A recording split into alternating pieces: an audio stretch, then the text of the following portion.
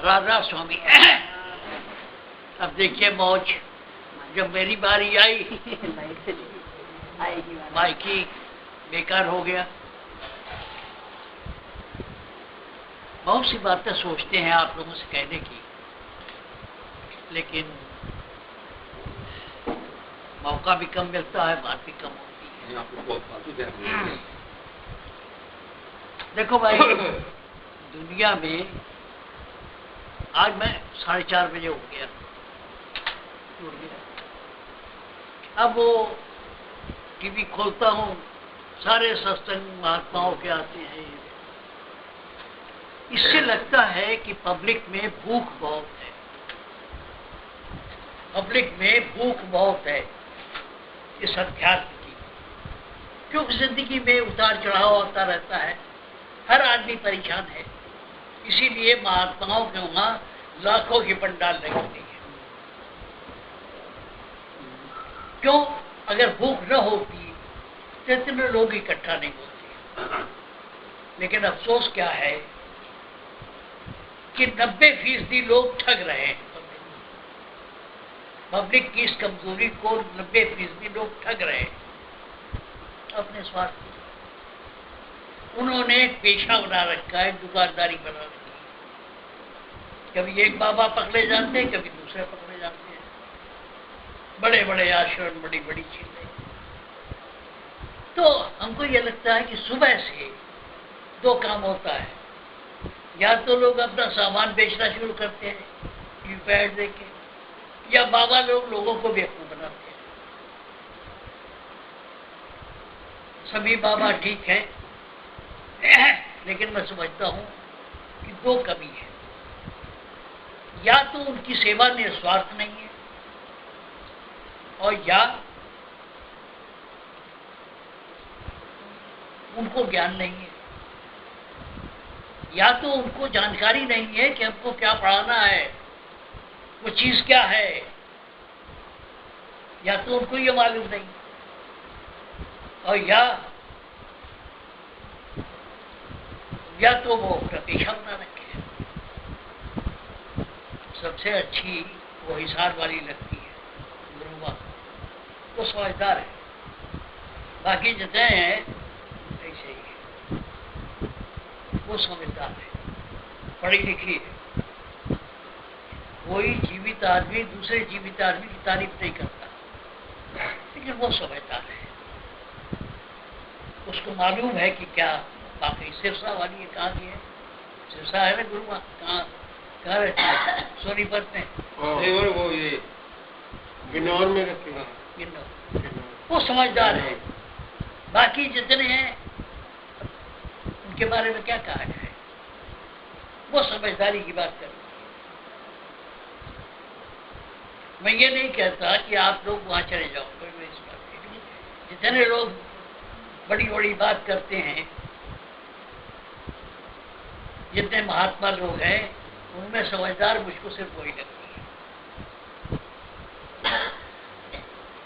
तो मैं कह रहा था आपसे कि भूख बहुत है, भूख बहुत है। न होती तो इतने लोग क्यों आते? लेकिन हमको लगता है कि जो बाबा लोग ये ठगी कर रहे हैं, उनका भगवान मानते हैं। क्या होगा, कैसे भुगतेंगे, वो जाने। ये रास्ता कठिन है, तलवार की धार पर चलना है। ये सत्संग देना, दुनिया की बात करना, अनशंत बात करना, यहाँ वहाँ की बात करना बेकार की बात, अनुभव की बात। अनुभव कैसे होगा? अनुभव होगा जब स्वयं अभ्यास करोगे, जब अंदर घुसोगे, तब समझ आएगी। बाकी तो एक अंदाजा है, एक कहानी है। अंदर क्या? अभ्यास करो। अभ्यास की जरूरत है, और उससे पहले जरूरत है किसी गुरु की। गुरु समझदार हो और निस्वार्थ हो, दोनों के।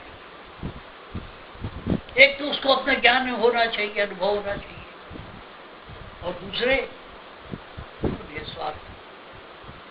वो चेले पकड़ने के लिए और फंसाने के चक्कर में रहो। यहाँ तो आप लोग जो देखते हो लंगर चलता है किसी तरह, 2-4 हज़ार रुपया बच जाता है, अधिकतर तो लंगर में खर्च हो जाता है। कहने का मतलब ये है कि आज पब्लिक में भूख है और उस भूख का फायदा बिजनेसमैनों की तरह गुरु लोग इस्तेमाल कर रहे हैं। इसलिए सोच समझ के चलो। दूसरी बात बड़ी अदब से कहना चाहूंगा, परम दयाल जी, दाता दयाल जी बड़े महापुरुष थे, उसमें कोई दो राय नहीं।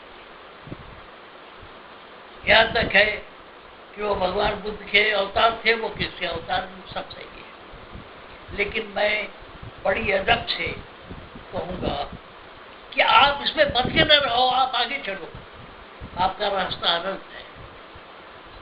परम दयाल जी, दाता दयाल जी, मानव दयाल जी महाराज या जो स्वामी जी महाराज, ये प्रेरणा है आपको।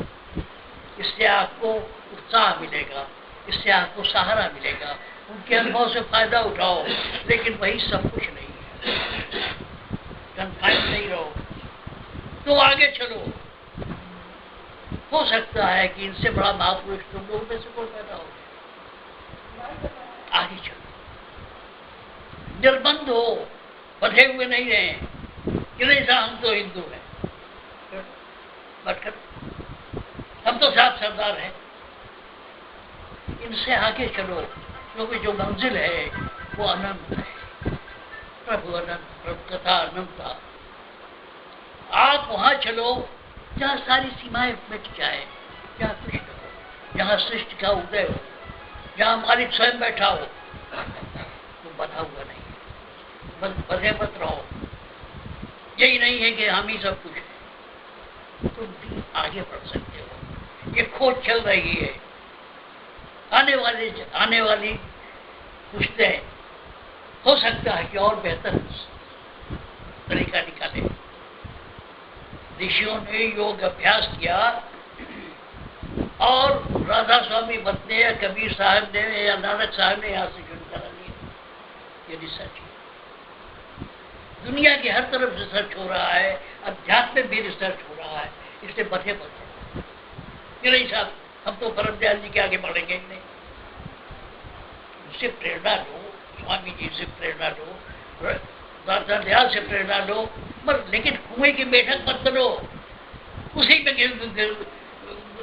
कर रहे हैं कि हम ही सब कुछ है, यही सब कुछ है। नहीं, जो मालिक है वो निसीम है, अनंत है, उसका कोई मुकाबला नहीं, कोई था नहीं पाया।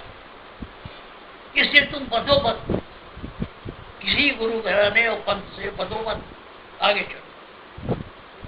जहां तक उन्होंने बताया ठीक है, तुम और आगे चलो। मिसाल के तौर पे हिमालय की सबसे बड़ी चोटी एवरेस्ट है, उस पर चढ़े सैकड़ों आदमी चढ़ चुके। तो जो एक नया चढ़ने वाला होता क्या करता है, पुराने वालों का अनुभव प्राप्त कर लेता है और सोचता है कि उस मकाम पर ये हमें तकलीफ होगी, उसका इंतजाम कर लेता है। वहाँ ठंड बहुत है तो चलो भाई हम ऊनी कपड़ा और ये कपड़ा बिस्तर उस्तर ले लें। वहाँ फला जगह खाने को नहीं मिलता है, चलो भाई ऐसे सामान ले लेके उसको हम जी ले।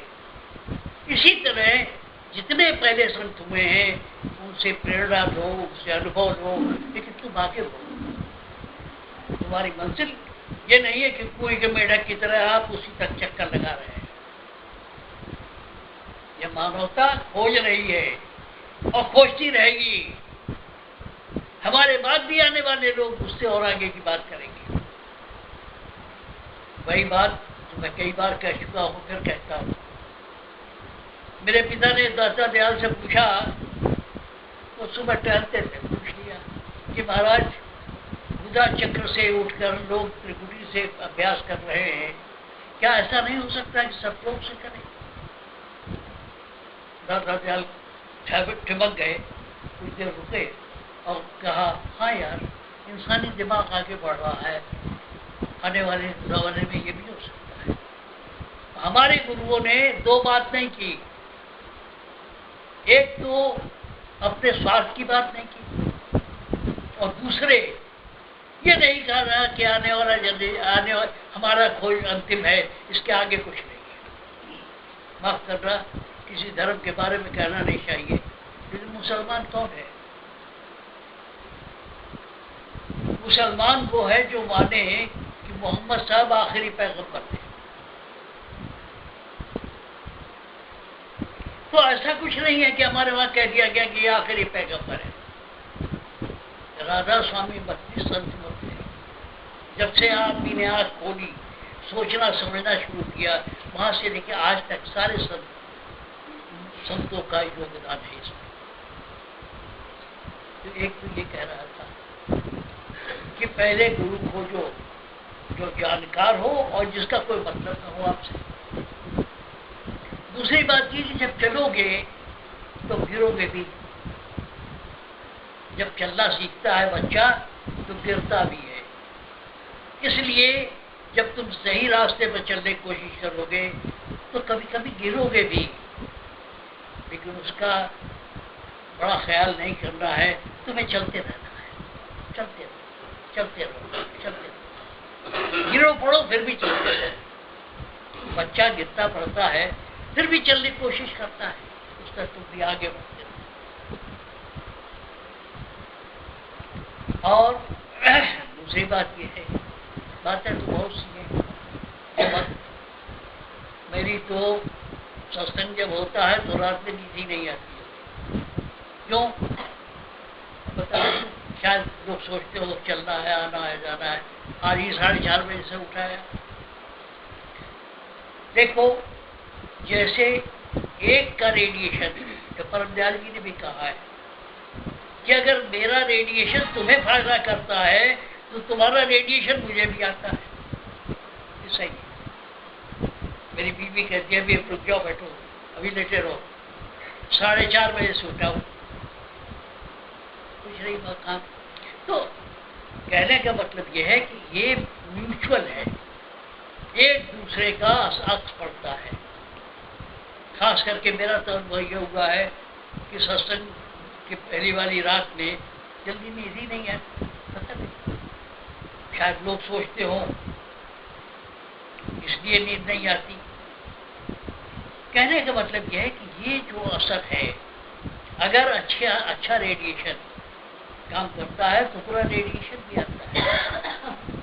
इसीलिए लोग क्या करते हैं, परम दयाल जी ने भी कई जगह कहा है कि तुम अपने जो सत्संगी है वो अपना रेडिएशन छोड़ जाते हैं, और उसको साफ करने के लिए जो ये काम करता है उसको भी मेहनत करनी पड़ती है। दाता दयाल ने इसको कहा कि ये तो धोबी का घाट है, मैले कपड़े आएंगे वो धुलने के लिए। तो ये नहीं है कि हमारा रेडिएशन अच्छा हो रहा हो, आप जानते, हम अपने मुंह से क्या कहें, लेकिन सत्संगी भी अपना रेडिएशन छोड़ जाते हैं। ये बात मैं कह रहा था। खैर, बातें बहुत सी हैं। एक भक्ति किसको कहते हैं? भाई गुरु खोज लो या भगवान खोज लो, एक। और उसके सामने ये बात बनाने के बाद छोड़ो, कुछ अभ्यास करो, सुबह शाम बैठने की कोशिश करो। और एक बात बताऊं, बगैर आजीजी के रास्ता नहीं मिलता। आजीजी समझते हैं? उर्दू में आजीजी कहते हैं, हिंदी में उसको कहते हैं विनम्रता। बगैर दीनता के मालिक रास्ता देता नहीं। ये खाला का घर ना है। अपने इष्ट के आगे जब तक दीनहीन नहीं बनोगे तब तक मिलेगा नहीं रास्ता। अपने इष्ट जिसको भी बना लिया उसके सामने आजीजी से, नम्रता विनम्रता के साथ जब तक नहीं करोगे रास्ता नहीं मिलेगा। क्या कहा मैंने? साधन करो, गुरु खोज लो, जैसे बताया साधन करो, और फिर अपने इष्ट के सामने आजीजी से बैठो, दीनता से बैठो, ये नहीं कि साहब मैं तो फला अफसर हूँ, फला ये है, मेरे पास क्या है। तो भक्ति करने का एक तरीका ये भी है, अब जिसको भी इष्ट बनाया है उसके सामने दीनहीन बनो, भिखारी बनो, तो रास्ता मिलेगा। अब एक कसौटी देखो, इस मत में एक सबसे अच्छी बात यह है कि अच्छी बात जहां से मिले ले आओ, और धर्मों की तरह नहीं, और पंथों की तरह। ये धर्म नहीं है, पंथ है, रास्ता है। ये राधा स्वामी पंथ है। पंथ का मतलब रास्ता है, तरीका है, और हम किसी की निंदा नहीं करते। तो कसौटी क्या है? अच्छी चीज जहां से मिले, कोई बंदिश नहीं, चाहे इस्लाम में मिले, चाहे ईसाई मिले, चाहे कहीं मिले, चाहे आर्य समाज में मिले, जहां मिले उठा लो, ले आओ। अगर तुम्हारे मन को भा जाए कोई चीज उठा के लाओ। दूसरों का उल्टी की हुई चीज लाने की जरूरत नहीं है। तो मैं बता रहा था कि गोस्वामी तुलसीदास ने भक्ति का क्या कसौटी क्या दी है। कहा है काम क्रोध मद मान न मोहा। काम क्रोध मद नशा, मद मान न मोहा, लोभ न क्षोभ न राग, राग कहते प्रेम को, न राग न द्रोहा, जिनके कपट रंग नहीं माया, तिनके हृदय बसौ रघुराया। यहाँ अधिकतर लोग तो कपटी है। क्या है कसौटी? मैं अपनी नहीं कह रहा हूं। काम क्रोध मद मान न मोहा, लोभ न क्षोभ न राग न द्रोहा, जिनके कपट दम्भ नहीं माया, अहंकार कुछ कोई चीज कपट, जिनके कपट दम्भ नहीं माया, तिनके हृदय सबके प्रिय, सबके हितकारी, जो सबके सबसे प्रेम करे और सबका हित सोचे, सबके प्रिय, सबके हितकारी, दुख सुख सरिष प्रशंसाकारी। तारीफ कर रहा हो, कोई शिकायत कर रहा हो, समभाव होना चाहिए। दुख सुख सरिष प्रशंसाकारी, कहीं सत्य प्रिय वचन विचारी। मुझे कहना है कि एक आदमी कुरूप है, तो उसको इस ढंग से कहो, अंधे को अंधा नहीं सूरदास कहो। कहीं सत्य प्रिय वचन विचारी, जागत सोच छल तुम्हारी, तुम्हें छाण कर दूसर नहीं, राम बसव तिनके मन भाई। तो स्वामी तुलसीदास के इष्ट राम थे, ये राम की बात है। स्वामी सखा पित मात गुण, जिनके सब तुम तार, मन मंदिर तिनके बसो सी से। ये प्रार्थना गोस्वामी तुलसीदास की। कहने का मतलब यह है कि इसमें भी बहुत कुछ है सीखने और समझने को। दरवाजा कब खुलेगा? ये मान के चलता हूं कि हम लोग पूर्ण नहीं है, कमी है, लेकिन ये तुम्हारा इष्ट होना चाहिए, आदर्श होना चाहिए कि इन गुणों को अपने अंदर पैदा करें। आज तो नहीं है, लेकिन हम प्रयास करते रहेंगे। आदर्श का मतलब जानते हैं क्या है? आदर्श, आइडियल। आइडियल वो है कि जो हम पा न सके, लेकिन कोशिश करते रहे। और जिस दिन पालेंगे उस दिन वो आइडियल खत्म हो जाएगा, वो और आइडियल हो। जैसे 400 मीटर की दौड़ 3 मिनट 7 सेकंड में अगर पूरी होती है, ये आइडियल है। कम बेश होता रहेगा, लेकिन जिस दिन कोई खिलाड़ी 3.7 मिनट में पा लेगा, उस दिन वो आगे बढ़ जाएगा। तब 3 पा आ जाएगा, 2 पा आ जाएगा, 1 पा आ जाएगा। इस तरह आइडियल वो है जिस पर हम कोशिश करें लेकिन पा न पाए। जिस दिन हम छू लेंगे उस दिन वो आइडियल नहीं रहेगा। कोशिश करो। ये जरूरी नहीं है कि बाबा फकीर या ऋषि जी, मैं अदब से कह रहा हूँ, अहंकार से नहीं कह रहा। जहां तक पहुंचे वहां तक तुम पहुंचो, आगे चलो, तुम्हारी मंजिल और आगे। इन गुरुओं से प्रेरणा लो, सीखो, आगे बढ़ो। फिर अब बात लंबी हो जाएगी, इसलिए कम कर रहा हूं। दाता दयाल ने एक जगह कहा है, ऊंची दृष्टि करे जो प्राणी, सार भेद कछ पावे, सार पाए शरणागत आवे, आवागमन रसाए। राधा स्वामी मत की श्रेष्ठता क्या है? यहाँ इस जिंदगी की बात नहीं करते हैं, कहते हैं तो पहला ही नौ मार्ग में मुक्त हो जाओ। यहाँ जो लक्ष्य है क्या है? यही नहीं कि आज की जिंदगी खुशहाल है, तुम इस मरने जीने के चक्कर से ही खत्म हो जाओ, आगे चलो।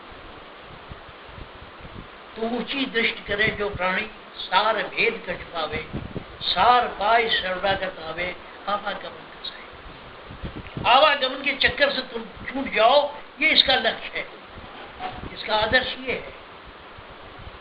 और कैसे? सहज तरीके से जिंदगी जीते हुए, घर गृहस्थी संभालते हुए, बाल बच्चों से प्यार करते हुए वैराग और प्राप्त हो जाए। इसमें क्या रास्ता है? उपराम। एक तो रास्ता आधा है, बुधा चक्र से चलना नहीं पड़ता, बाबाओं की तरह योग नहीं करना पड़ता। दूसरा क्या है? दूसरा यह है कि अब फिर ना आए। मैंने पहले भी कहा है और अब भी कह रहा हूं, देखो, अध्यात्म और वो दोनों विज्ञान एक साथ साथ चलना चाहिए। आज विज्ञान का रिसर्च ये है कि हमारे ये खोपड़े में दो हिस्सा है, एक बायां है, एक दायां है। कहते हैं कि जितनी तामसिक वृत्तियां हैं वो बाईं तरफ है, और जितनी सात्विक वृत्तियां हैं वो दाईं तरफ। और अभ्यास कैसे कराया जाता है इसमें? इस लाइन पर सुषमणा से। तो ना आपकी रुझान दाएं रहेगी न बाएं रहेगी, सार रहोगे, मुक्त हो जाओ। मुक्त कैसे होगे? जब आपकी आसक्ति, बड़े बड़े किताबों में लिखा गया है, जब आपकी आसक्ति न तामसिक रहेगी न सात्विक रहेगी। कितना सहज रास्ता है, चलते चलो, चलते चलो, चलते चलो। धीरे धीरे आपकी आसक्ति दोनों तरफ से खत्म हो जाएगी और आप मुक्त हो जाओगे। जो अभ्यास यहाँ सुषमणा पे करने का तरीका है वो यही है कि आपका झुकाव या आसक्ति न सात्विक हो न तामसिक हो। जिसको कहा है कहीं दाता दयाल ने कि कपास की तरह, कपास की तरह, क्या कहीं कहा है कि कपास की तरह हो जाओ। कपास में क्या कोई स्वाद नहीं है, न मीठा है न खट्टा है।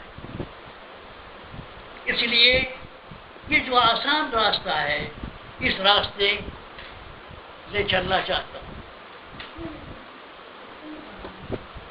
क्या भाई? लाइट आ गई।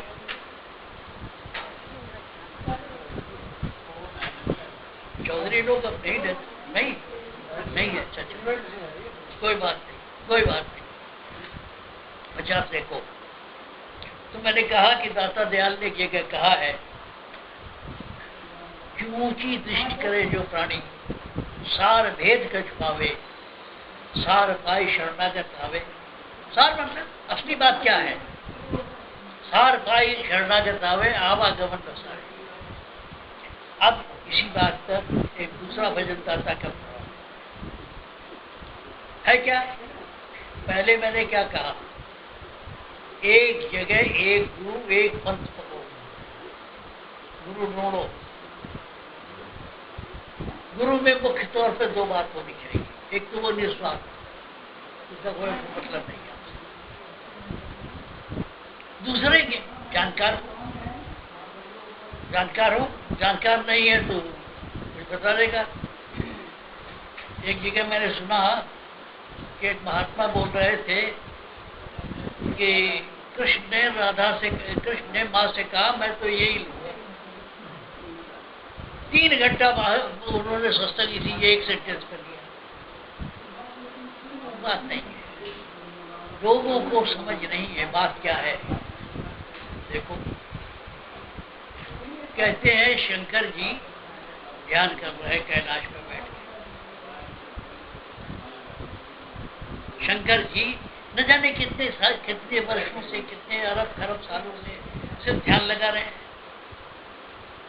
और रामायण में आता है कि विष्णु शंकर जी का ध्यान करते हैं और शंकर जी विष्णु का ध्यान करते हैं। क्या मतलब है भाई? इस बात को समझो। ये दोनों परम तत्व का ध्यान करते हैं। कबीर साहब ने कहा है कि इनके भरोसे रहियो, ब्रह्मा विष्णु महेश्वर के भरोसे मत रहियो। जो परम तत्व है इसका ध्यान शंकर भी करते हैं, इसका ध्यान विष्णु भी करते हैं। तो कहने का मतलब क्या है? उस परम तत्व का को आधार समझो। तो पहली बात तो मैंने जो कहा कि एक गुरु हो और फिर जैसे वो बताया अभ्यास करो, बातें बनाना छोड़ दो। मेरा फर्ज है कि मैं कह जाऊं, एक गुरु खोजो, फिर जैसे वो बताए अभ्यास करो, और फिर अभ्यास करने के बाद आगे क्या करो तू बता।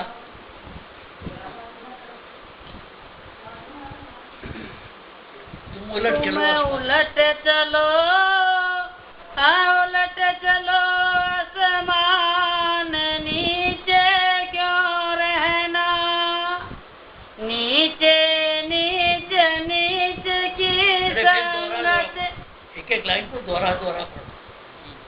तुम उलट चलो, उलट चलो आसमान, नीचे क्यों रहना, तुम उलट चलो, उलट चलो आसमान, नीचे क्यों रहना, नीचे नीचे नीचे की संगत, नीचे नीचे नीचे की संगत, नीच भाव में नीच की रंगत, नीच भाव में नीच की रंगत, त्याग को संगत कर सतसंगत, त्याग को संगत कर सतसंगत, भव के दुख सुख क्यों सहना, भव के दुख सुख क्यों सहना, तो मैं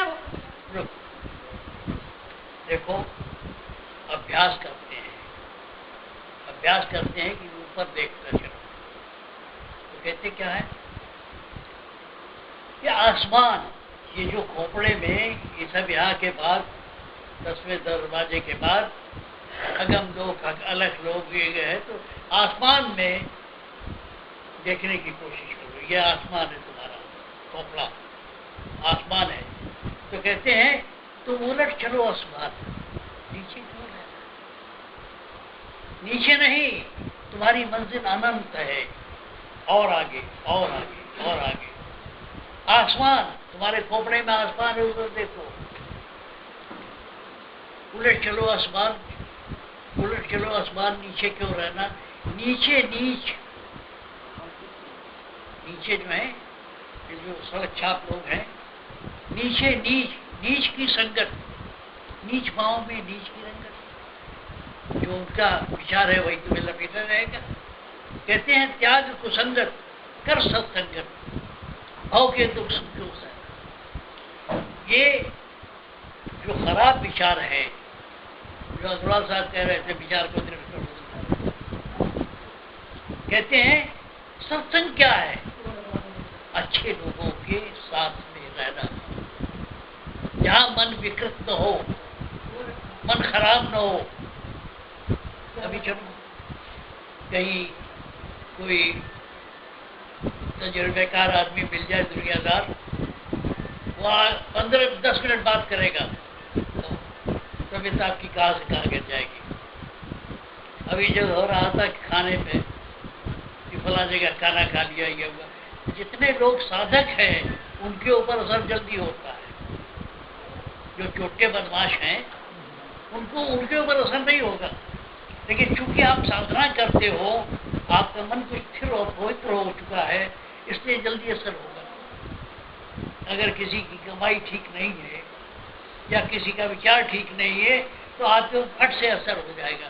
सत्संग के बहुत बड़ा फायदा ये है, आप किसी घर जाओगे फट से आपको असर हो जाएगा किसका देरी है ठीक नहीं है। भाई हरविंदर सिंह कह रहे हैं, सबको नहीं होता, बहुत से लोग उनके वहां आते जाते हैं। ये साधन अभ्यास करते हैं इसलिए फट से कोई भी चलो। बाकी लोग कहीं कहीं से ऐसे ऐसे लोग हैं जो नापदान में से पैसा निकाल लें, उनका कोई नहीं होता।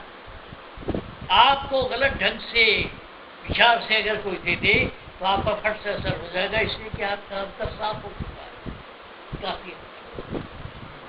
एक आप कभी तजुर्बा कर लो, जिन लोगों का विचार आपके प्रति ठीक नहीं है फट से आपको असर हो जाएगा। एक बार मैं बिलारी भेजा गया,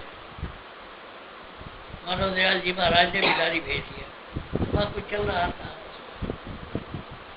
तो अब दो ग्रुप हो गया था वहाँ। ये ग्रुप वहाँ मानवता मंदिर में बना हुआ है, ये ग्रुप कंट्रोल करेगा कि वो ग्रुप कंट्रोल करेगा।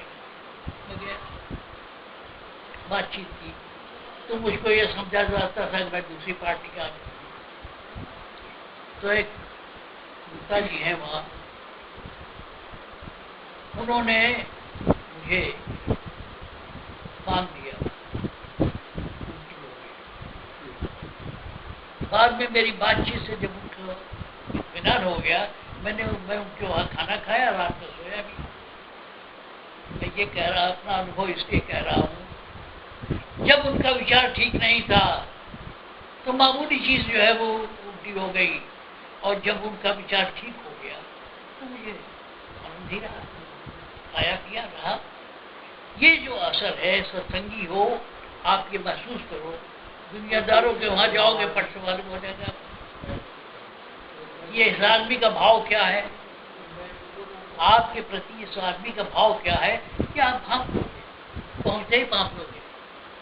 आप बातचीत करने जा रहे हो, पंचायत करने जा रहे हो, मालूम हो जाएगा ये बात जमेगी कि नहीं जमेगी, ये मेरा विरोधी है, फट से मालूम हो जाएगा। खैर, तो बात ये नहीं था। अभ्यास करने पर क्या करना है, मंजिल पर अटकना नहीं है। प्रकाश देखा और उछल गए और आगे चलो, उलट चलो, आसमाना नीचे क्यों रहे। आपका लक्ष्य जो होना चाहिए आकाश, आकाश को आज तक कोई नाप नहीं पाया, अनंत है। तो इसीलिए कहा है दाता दयाल ने, हाँ, और सीधा मार्ग जगत का, उल्टा संत का पंथ। सीधा मार्ग जगत का, उल्टा संत का पंथ। जो कोई उल्टे मग चले तो पावे निज गंध। दुनिया क्या है, सीधे रास्ते चलती है। संतों का क्या काम है, अभ्यासियों क्या है, तुम उलट चलो, आसमाना हो। आप यहाँ आकर के आगे देखने की बात करते हो, आगे उठने की बात करते हो। दुनिया का रास्ता सीधा सीधा है, तो ले जाके जाए नर्क वगैरह में। आप जब अभ्यास करते हो क्या करते हो, उल्टा चलते हो। तुम उलट चलो, हाँ उलट चलो, आसमान नीचे क्यों रहना। नीचे माया, नीचे काया, नीचे माया, नीचे काया, नीचे धाई, नीचे छाया। इसके भरम में जो कोई आया तो रहा यम भव के भरम में क्यों दहना, भव के भरम में क्यों दहना। आप अपने शरीर को देखो, जितनी अच्छी इंद्रियां है वो ऊपर है, जितनी इंद्रियां आपकी सात्विक हैं वो अधिकतर ऊपर है। आंख है, कान है, नाक है,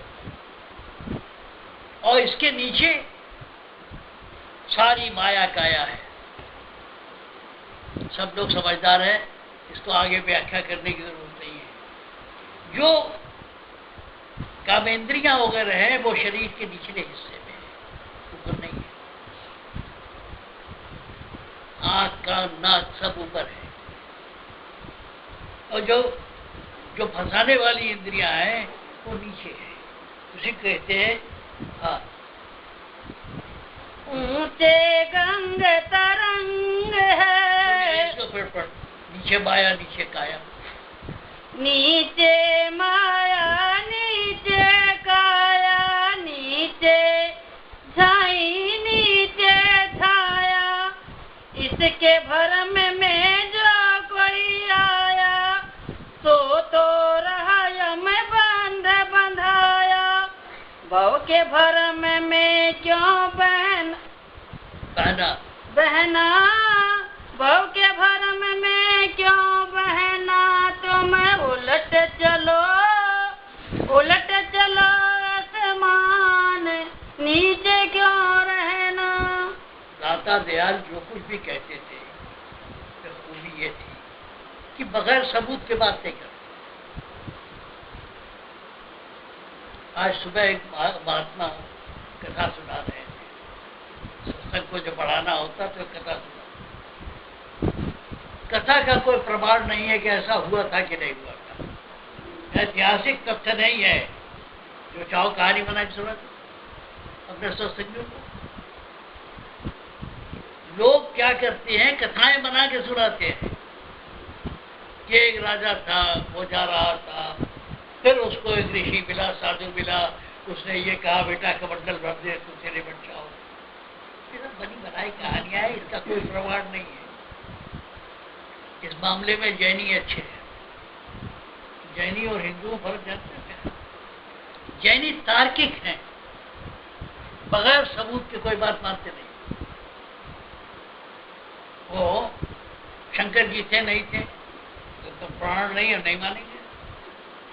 तो वैसे तो बड़ी हिंदुओं और जैनियों में बड़ा वो चला कि अगर कहीं शेर हो और किसी जैनी का घर हो तो तुम शेर के साथ तो रहना, जैनी घर में रहता है।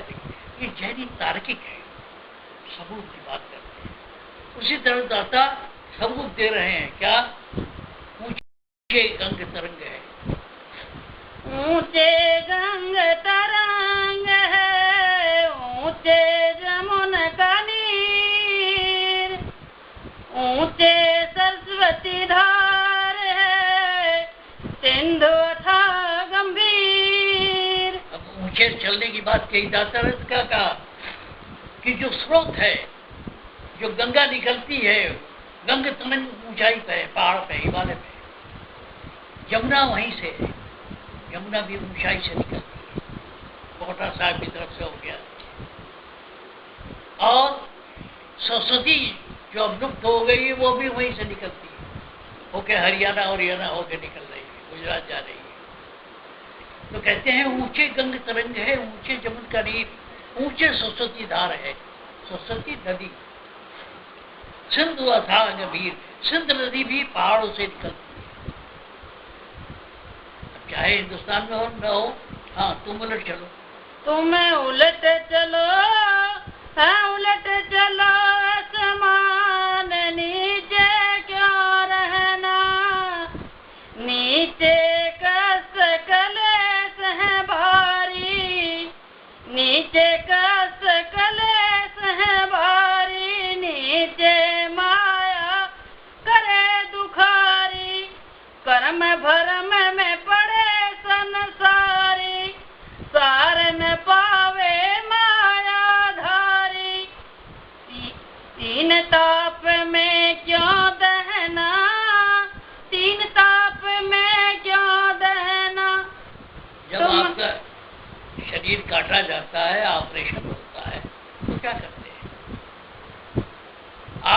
क्लोरोफॉर्म सुखा देते हैं और आपकी सूरत ऊपर चढ़ जाती है।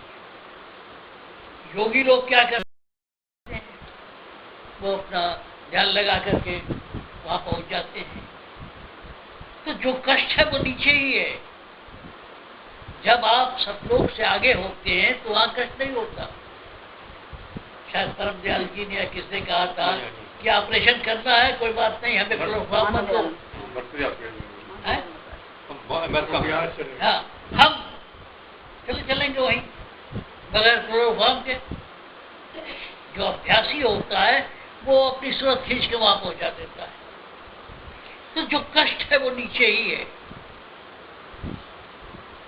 अभी मैं बताऊं तो मुझे हफ्ते में 2 बार सुई पोछी जाती है, तो क्या करता हूँ, सांस खींच लेता हूँ, दर्द कम हो जाता है। सांस खींच लो, आपको चोट लगती है, क्या करते हैं, ऊह करने में आप सांस रोक लेते हैं और मुंह से निकाल देते हैं हवा, आपको तकलीफ कम होती है। कहीं चोट लगती है, क्या करते हैं, ओ वाह। ये एक तरह का साधन है तकलीफ को कम करने के लिए। सुई लगती है, चोट लगता है, ये होता है, तो कहते क्या है, सारा कष्ट जो है नीचे आने में। जब आप जागृत में हो, स्वप्न में आते हो, कष्ट कम हो जाता है। सुषुप्ति में आते हो नहीं होता है। इसीलिए सुषुप्ति में जाने की बात करते हो। अभ्यास क्यों कराते हैं कि ऐसी चलो, ऐसी जगह रहो जहां दुख सुख न हो लगे। ये कब होगा, जब शरीर में हो तभी दुख है। स्वप्न में कम हो जाता है और सुषुप्ति जब आती है उसको पता नहीं, समाधि लग जाती है।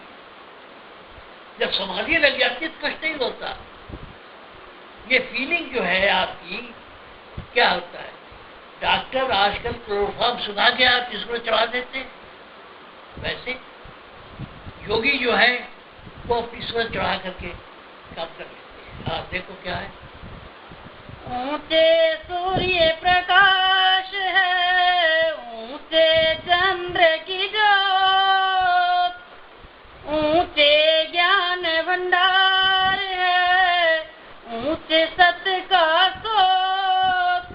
तुम उलट चलो, हाँ उलट चलो आसमान, नीचे क्यों रहना। ये जितनी चीजें हैं, प्रकाश है, प्रकाश का स्रोत क्या है, सूर्य है, ऊपर है, आसमान में है। चंद्रमा प्रकाश देता है, वो भी ऊपर है। दाता दयाल कहते हैं, मिसाल दे रहे हैं कि ऊंची क्यों चलो, क्योंकि जो ये चीजें हैं ऊपर ही है, नीचे नहीं है। आगे चलो, नीचे नीचे क्रोध की घाटी, नीचे नीचे क्रोध की घाटी, नीचे तृष्णा मोह कुटाटी, नीचे लोभ की जलती भाटी, नीचे भरम की पड़ी है टाटी। नीचे नीचे का है लहना, नीचे नीचे का है लहना। आप सबका ये अनुभव है कि आप जब सोते हो तो सोने में आंखें बंद कर दिया, सब कुछ कर लिया, जागृत से उठ करके आप स्वप्न में जाते हो। स्वप्न में जाते हो, जो ख्याल रहते हैं उससे सपना मिलते हो, देखते हो। उसके बाद ऐसी जगह पहुंच जाते हो जहाँ पता ही नहीं होता कि अब कहाँ है। दिल्ली है, फरीदाबाद है कि वो पूरब में मणिपुर है, कहाँ है वो सुषुप्ति का स्थान है, वही संतों का इष्ट है। वहां जब पहुंच जाते हो तो कोई दुख नहीं होता। इसीलिए इस मत का जो इष्ट है वो क्या है, सुषुप्ति, और उससे ऊपर क्या दुख न हो। कोई गाड़ी चलाए, अभी परम दयाल जी वाली बात कर रहे थे लोग कि ऑपरेशन हो रहा, नीचे हो रहा, सुषुप्ति में चले गए, नहीं तकलीफ हो रही है। तो वही कहते हैं वो कि ऊंचे ऊंचे सूर्य प्रकाश है। हाँ, ऊंचे सूर्य प्रकाश है, नीचे नीच क्रोध की घाटी। हाँ, ये नीचे नीच क्रोध की घाटी। जब वहां रहते हो तो कोई गुस्सा उस्सा नहीं आता, जब नीचे उतर के जागृत या स्वप्न में आते हो तो अनुभव होता है। और लालच, लोभ, यार यहाँ पैसा लगा तो मिल जाएगा, जो वहां मिलेगा, बिजनेस वगैरह सारी बात या तो स्वप्न या जागृत में आती है, सुषुप्ति में नहीं आती, तो सब ख्याल ही नहीं होता क्यों कहाँ है। हाँ, नीचे लोभ की जलती घाटी, नीचे भर के। अच्छा, आप क्या कहते हैं दादा? ऊंचे पुरुष विराट है। ऊंचे पुरुष विराट है, ऊंचे है ओंकार, ऊंचे शून्य का देश है, ऊंचे सोहम सार। तुम उलट चलो, उलट चलो आसमान, नीचे क्यों रहना। पहले तो चांद सूरज की बात कही, भाई ये सब ऊपर है इसलिए ऊपर चलो, उलट चलो। फिर कहा नीचे क्या है? क्रोध है, पाप है, माया है, ये इतना कचड़ा है वो नीचे। ऊंचे पुरुष विराट है। आप क्या कह रहे हैं? ऊंचे पुरुष विराट है जिस हो रहे हो, वैसे तो विराट भी एक अवस्था है, आपको उससे वो चल रहा है। जो विराट पुरुष दिखाई देता है वो तो अभ्यास का बीच का हिस्सा है। ऊंचे पुरुष विराट है। कई जगह राधा स्वयं मत में आया कि विराट पुरुष का दर्शन जो होगा, उसके हजारों, उसके एक एक रोम में हजारों सूर्य के प्रकाश है, ये विराट पुरुष है। इससे भी ऊपर आपकी मंजिल है। हाँ, ऊंचे ऊंचे है ओंकार। जब करना पढ़ के का हालत है। ऊंचे पुरुष विराट है, ऊंचे है ओंकार, ऊंचे शून्य का देश है, ऊंचे सोहंग सार। जो कुछ भी मंजिल आपके अभ्यास की है सब ऊपर ही है, नीचे नहीं है। आगे तुम उलट चलो, हाँ उलट चलो आसमान, नीचे क्यों रहना। नीचे इंद्रिय भोग विलासा, नीचे आशा, नीचे वासा। इंद्रियां जो है, आपकी इंद्रियां जो है वो शरीर के निचले हिस्से में है। जो इंद्रियां हैं वो आपके निचले हिस्से में है, उसी कहते हैं। हाँ, नीचे इंद्री, नीचे इंद्रिय भोग विलासा, नीचे आशा, नीचे वासा। नीचे जो कोई करे निवासा, तो रहे दिन रात निराशा। नीची रहा को क्यों चहना, नीची रहा को क्यों चहना। मैं इसीलिए कह रहा था कि जब आप सुषुप्ति से नीचे उतरते हैं, जो सबका अनुभव है, आप महसूस नहीं करते, ये बात दूसरी है। लेकिन हर आदमी रोज सुषुप्ति में जाता है, स्वप्न में आता है। पहले क्या होता है, जागता है, फिर सोने लगता है तो दुनिया भर का ख्याल आता है कि हम इस बार 3 दिन के बाद खेत में गेहूं बोएंगे, ईख बोएंगे। सोचते सोचते सो जाता है, अब वहां पहुंच जाता है ना, उसको पता नहीं चलता का। तो उसीलिए कहते हैं वो कि जितने भी आशा निराशा है, जब आप सुषुप्ति से उठ के स्वप्न में आते हो और जागृत में आते हो, वैसे ही लोभ बढ़ता जाता है, आशा निराशा